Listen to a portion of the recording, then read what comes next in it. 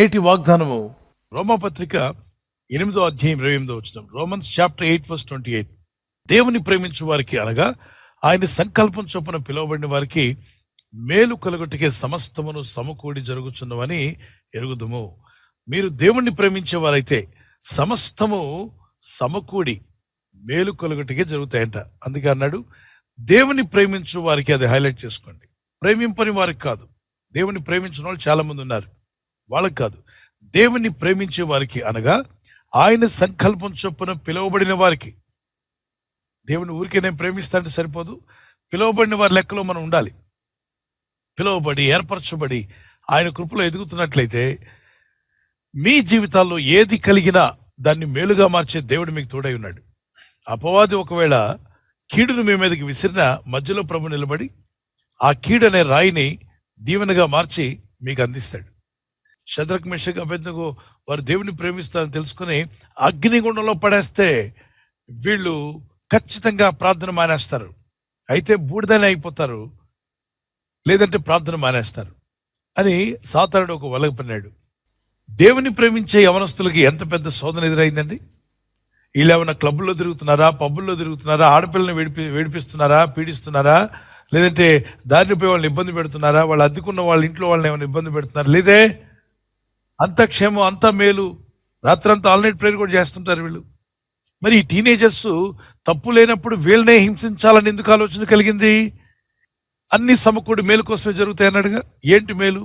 వీళ్ళు దేవుణ్ణి ప్రార్థన చేస్తాము, మనుషులు పెట్టిన వాటిని మొక్కము అన్నందుకు అగ్ని గుండాన్ని 7 రెట్లు ఎక్కువ చేయమనంట. 7 రెట్లు మంట పెంచండి అన్నాడు.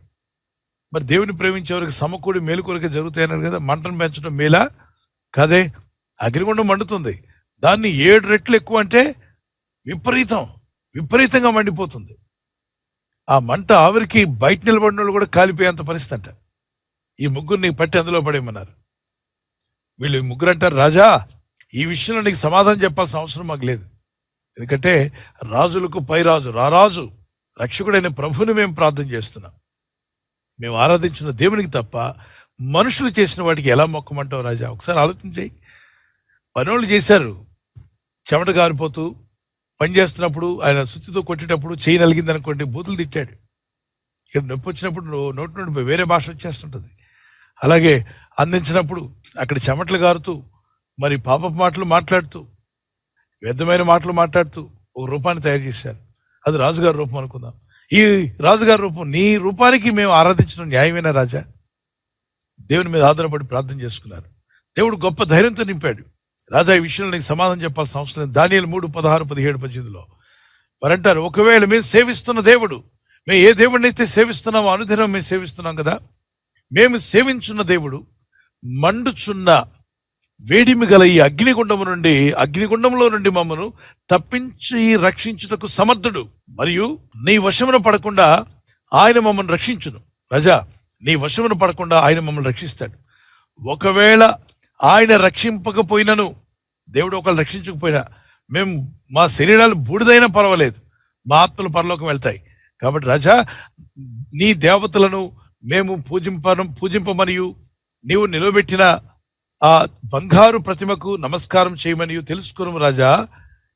ఒకవేళ రక్షించకపోయినా మేము కాలేనే పోతాం, కానీ ఈ పనులు చేయమయ్యా అని చెప్పన్నారు. దానికి అతను ఉగ్రుడై 7 రెట్లు పెంచి పడేండ్రా వీళ్ళు ముగ్గురు అన్నాడు. వాళ్ళు అధికారులు వచ్చి, అంటే సైనికులు, దేహదారుఢ్యం గలవారు, ఈ ముగ్గురిని తాళ్లతో కట్టేశారు. కట్టి మరి ముగ్గురు అందులో వేయాలి కదా. బలమైన వాళ్ళందరూ కలిసి ముగ్గురు తోసుకుంటూ వెళ్ళి అందులో పడేయడానికి వాళ్ళ దగ్గరికి సమీపిస్తుండగానే లోపల నుండి అగ్ని మంట భయంకరంగా వస్తుంది. 7 రెట్లు అంటే చాలా భయంకరమైన మంట. ఆ ఆవిరి వేడికి సెగకు పడేసిన వాళ్ళు కాలి బూడిదైపోయారట. ఇది పడేసిన వాళ్ళు. ఇక పడిపోయిన వాళ్ళు ఇంకేం ఉండకూడదు. అయితే ఏం జరిగింది? రాజు అందరూ చూస్తూనే ఉన్నారు తీవ్రంగా. ఆయన పెద్ద సింహాసనం వేసుకున్నాడు, ఎత్తైన సింహాసనం, చూస్తున్నాడు ఏం జరుగుతుందని. లోపల పడిన వాళ్ళు ముగ్గురు కూడా వాళ్ళ మధ్యలో 4వ వ్యక్తి వచ్చి నిలబడ్డాడు. ఈ 4వ వ్యక్తి ఎవరో తెలియదు, కానీ ఉన్నది ముగ్గురు. 4వ వ్యక్తి వారి మధ్యలో నిలబడి వాళ్ళతో మాట్లాడుతూ సంభాషిస్తుంటే వీళ్ళంతా మాట్లాడుకుంటున్నారు. ఎక్కడ? అగ్నిగుండంలో మీటింగ్ జరుగుతుంది.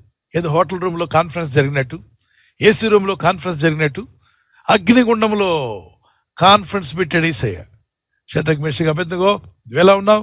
అంటే ప్రభా చూసావు కదా ఏం చేశారు మేము, మీరేమనుకున్నారు ఇందులో పడేసే ముందు? కాలి బూడిదైపోతాం అనుకున్నాం, చాలా వేడిగా ఉంది, కానీ నువ్వు తప్పించే దేవుడు అని మాకు అర్థమైంది. నువ్వు మా దేవుడు రక్షకుడివి, మా దేవుడు రక్షించగలరు మేము చెప్పాం, రాజు ముందు కూడా చెప్పాం. అందుకే నేను వచ్చాను, మీ విశ్వాసాన్ని నేను చూశాను, అందుకే నేను వచ్చాను.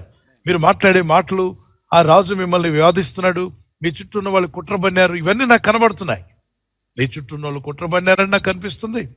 రాజుగారు ఆయన కోపం రేపారు చుట్టూ ఉన్న మంత్రులనే విషయం కూడా నాకు తెలిసిందే. ఓకే, ఎనీహౌ నేను మీకు తోడై ఉన్నాను కదా, భయపడద్దు. ఎలా ఉంది ఇక్కడ వేడి అంటే, ప్రభా నువ్వు ఉన్నావు కాబట్టి ఏసీలా ఉంది. ఓకే, కానీ బూడిదైపోతాం భయపడుతున్నారా? లేదు దేవా, వాళ్ళు కీడులో పడేశారు, కానీ నువ్వు మా మధ్యలో ఉండి వాళ్ళు వేసిన కీడుని మేలుగా మార్చావు దేవా, నీకు స్తోత్రం అని మరి పాట పాడుకుంటున్నారు వాళ్ళు. ఒక కీర్తన, మరి ఏం పాటో తెలియదు, కానీ మనం చిన్న పాట పాడుకుందాం.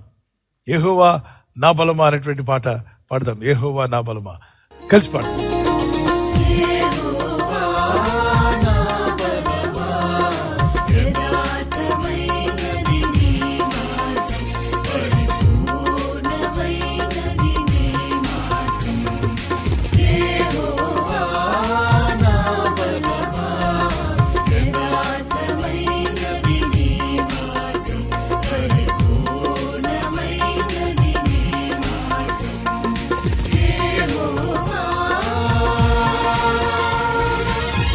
ఆమేన్, ఆమేన్. ఆయన మార్గం యథార్థమైందని నమ్మిన వారు చప్పట్లు కొట్టి దీనికి స్తోత్రం చెల్లిద్దాం. శోధనలు అనేవి వస్తూ ఉంటాయి ఈ భూమి మీద, కానీ నువ్వు సేవిస్తున్న దేవుడు నేను తప్పించగలడని కాన్ఫిడెన్స్ అనుదిన ప్రార్థనలో నీకు ఏర్పడుతుంది. దినదినము దేవుళ్ళు ఎదుగుతున్నప్పుడు ఒక శోధన తర్వాత జయించక మరొక శోధన, అది జయించక మరొక శోధన, అనేక శోధనలు జయించినప్పుడు మీ ధైర్యం పెరుగుతుంది. ఇదే విషయాన్ని దానియేలు భక్తుడు తన జీవితంలో శోధన ఎదురైనప్పుడు ఏమన్నాడు చూడండి. దానియేలు గ్రంథం 10వ అధ్యాయం 11, 12, 13 వచనాల్లో దూత వచ్చి అడుగుతుంది, దానియేలు నువ్వు బహుప్రియుడవు, అందుకే ప్రభు నన్ను పంపించాడు అని చెప్పి అంటున్నాడు. దానికంటే ముందుగా రాజు వచ్చి అడిగాడు, ఏమని? దానియేలు నువ్వు సజీవంగా ఉన్నావా అని అడిగాడు. అడిగితే దానియేలు చెప్తాడు, నేను అనుదినము సేవించుచున్న నా దేవుడు తన దూతను పంపి సింహాల నోర్లు కట్టేశాడు, కాబట్టి ఒక్క సింహం కూడా నన్ను ముట్టలేదు. దానియేలు ఏ నేరం చేయలే, ముమ్మారు ప్రార్థన చేసేవాడు. ఇతను ప్రార్థన ఆపాలని కుట్రదారులు కుట్ర పన్నారు. వీడు రోజు ప్రార్థన చేస్తున్నాడు, ఆ దేవుడు జ్ఞానం ఇస్తున్నాడు, వీడికి ఎన్ని ఇబ్బందులు వచ్చినా జయిస్తున్నాడు, ఎన్ని శోధనలు వచ్చినా వీడు జయించగలుగుతున్నాడు. ఎప్పుడు డిప్రెస్గా కనబట్టలేదు, ఎప్పుడు ముఖంలో ఆనందం ఉంటుంది, ఎప్పుడు సంతోషంగా ఉంటున్నాడు. వీడు ఎప్పుడు ఏడ్చింది మాకు కనబట్టలా, ఎందుకంటే దేవుని సన్నిధిలో ఏడుస్తాడు. కాబట్టి ఎవరైతే దేవుని సన్నిధిలో ఏడ్చి ప్రార్థిస్తారో వారు మనుషుల ముందు నవ్వుతూ ఉంటారు. ఎందుకంటే నువ్వు దేవుని దగ్గర ఏడ్చే వ్యక్తి అయితే మనుషుల ముందు దేవుడు నిన్ను ఏడవనివ్వడు. దేవుని దగ్గర ఏడవని వ్యక్తులు మనుషుల ముందు ఏడుస్తూ కూర్చోవాలి, మనుషులందరి ముందు ఏడుస్తూ ఉండాలి. అందుకే దేవుని సన్నిధిలో ఎక్కువ ప్రార్థించేవాడు మనుషుల ముందు తక్కువ ప్రార్థిస్తాడని, దేవుని సన్నిధిలో ఎక్కువ ఏడ్చి ప్రార్థించేవాడు మనుషుల ముందు నవ్వుతూ వెళ్ళిపోతాడు ముందుకు, ఎందుకంటే దేవుని సహాయం ఉంటుందని నమ్ముతాడు. దేవుని బిడ్డలారా, దేవుని పాసనలో ఏడ్చి ప్రార్థిస్తున్న దానియేలు విషయంలో అదే జరిగింది. ఈరోజు ఎవరైనా మిమ్మల్ని కీడులో పడేయాలని, ఇబ్బందుల్లో పడేయాలని, శోధనలో పడేయాలని, మిమ్మల్ని నానా విధాలుగా చిక్కించి బాధించి దుఃఖపరచాలని, మీ ముఖాల్లో సంతోషం లేకుండా చేయాలని ఏ శక్తులైనా పోరాడుతున్నాయా, ఏ మనుషులైనా పోరాడుతున్నారా? భయపడవద్దు. అనుదినము ప్రార్థించండి, మొరపెట్టండి. ఈ దేవుని సన్నిధిలో మొరపెడుతున్నావు కదా, ఖచ్చితంగా దేవుడైన ప్రభు నీ పట్ల అద్భుత కార్యం చేయగలరు. నమ్మితే గట్టిగా దేవునికి స్తోత్రం చెప్పండి. ఈ దేవుని సేవిస్తున్న నీవు, ఈ ప్రభునందు విశ్వాసం ఉంచి ప్రార్థిస్తున్నావు కదా, ఈ దేవుని వాక్యాన్ని చదువుతున్న నీవు తప్పనిసరిగా కాపాడబడతావు. ఆయన అందరినీ కాపాడిన వాడు నిన్ను నీ కుటుంబాన్ని కూడా కాపాడి దీవించి నడిపించును గాక. ఒకవేళ ఈ లోకంలో మనకి శోధన ఎదురై ఈ లోకాన్ని విడవాల్సి వస్తే భయపడనకల్లా, మహిమలోకంలోకి దేవుడు మనల్ని చేర్చుకుంటాడు. అక్కడ వేవేల దూతల మధ్యలో సాక్షాత్తు ప్రభు మధ్యలో మనం నివసించే అవకాశం ఉంది. అందుకే దేవుని యందు భయభక్తి కలిగి ఉండండి. ప్రతికూల పరిస్థితులను దేవుని యందు దేవుని సహాయం, దేవుని దయ ఉండబట్టి అనుకూలంగా మార్చుకోగలిగారు. అది ప్రార్థన, విశ్వాసము, అలాగే భక్తి కలిగి ఆ దేవుని ఆత్మ మీద ఆధారపడినప్పుడు. అందుకే ప్రార్థన కలిగి ఉండండి, విశ్వాసం కలిగి ఉండండి, ఆత్మ దేవుని మీద ఆధారపడి ముందుకు సాగండి. మీ కుటుంబాలు కూడా దీవించబడి కాపాడబడును గాక. సరే ప్రార్థన చేసుకుందాం. చేతులు ప్రభు అయిపోతే, ప్రభు ప్రతికూలంగా ఉన్న ప్రతి శోధన కూడా నీ భక్తులు ఎలా జయించగలిగారు, నేను కూడా జయిస్తాను నమ్ముచున్నాను ప్రభు అని విశ్వాసం ఉందన్న వారు మీ చేతులు పైకెత్తండి. నేను విశ్వసిస్తున్నాను, నేను కూడా జయిస్తాను, నాకు ఆ నమ్మకం కుదిరింది అన్నవారు చేతులు పైకెత్తి ప్రార్థన చేయండి, గట్టిగా ప్రార్థించండి. Pray and cry out to God. Father, those who love God, everything will work good for them, as you said. Father, I believe it. Things are going wrong in my life, but still you are there for me. And even the things which are coming against me, you will turn it as a blessing to me, Lord my God. నా జీవితానికి వ్యతిరేకంగా వస్తున్న ప్రతికూల పరిస్థితులు కూడా అనుకూలంగా మార్చగల దేవుడు నువ్వు ఉన్నావు తండ్రి.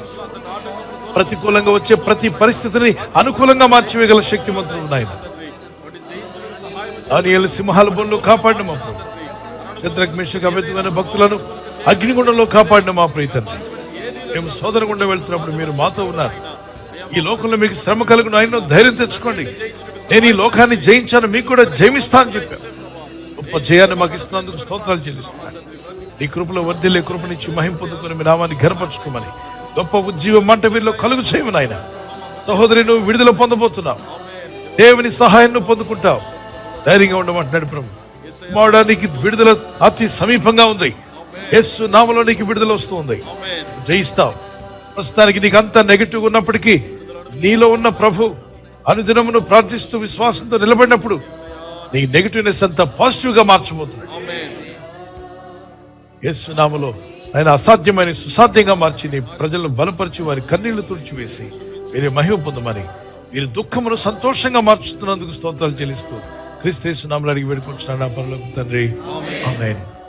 బర్త్డే జరుపుకునే వారికి happy birthday to you, many more returns of the day. మీకు ఇచ్చిన వాగ్దానము జెనసిస్ చాప్టర్ 12:2, ఆదికాండం 12:2. నీవు ఆశీర్వాదకరంగా ఉండు, you will be a blessing to others. మీకు, మీ కుటుంబానికి, ఇతరులకు కూడా బ్లెస్సింగ్ గా మీరు ఉండబోతున్నారు. దేవుడి ఈ వాగ్దానంతో మిమ్మల్ని దీవించి బలపరిచి నడిపించును గాక. God bless you. Happy birthday to you, many more returns of the day. Wedding anniversary జరుపుకునే వారికి many more returns of the day. May the lord continue to bless you as your husband and wife, as you celebrate and glorify God. The favor of God be upon you. మీ అక్కర్లే ఉన్న ప్రభు తీర్చును గాక. మీకు వాగ్దానం Joshua chapter 3:5, యెహోషువ 3:5. యెహోవా మీ మధ్య అద్భుత కార్యములను చేయును, మీ కుటుంబంలో అద్భుత కార్యాలు జరుగును గాక. The Lord will do amazing things among you. మీ జీవితంలో అద్భుతమైన కార్యాలు జరిగించి దంపతులని మిమ్మలను ఆదర్శ దంపతులుగా చేసి ఆయన మహిమ పొందును గాక. ఆమేన్. God bless you. ఈ ఛానల్ ను మీరు సబ్స్క్రైబ్ చేసుకోవడం వలన 2 పనులు జరుగుతున్నాయి. ఒకటి, సువార్త జరుగుతున్నది, ఆత్మలు రక్షించబడుతున్నాయి. రెండవది, పేదలకు, అనాథలకు ఈ ఛానల్ ద్వారా సహకారం అందించడం జరుగుతుంది. మనం సబ్స్క్రైబ్ చేసుకోవడం వలన అందరికీ సహాయం చేసిన వారమవుతున్నాం. ఖచ్చితంగా ఈ యూట్యూబ్ ఛానల్ ను సబ్స్క్రైబ్ చేసుకొని బెల్ బటన్ ను క్లిక్ చేయండి. మీకు వెంటనే మెసేజెస్ పంపబడతాయి.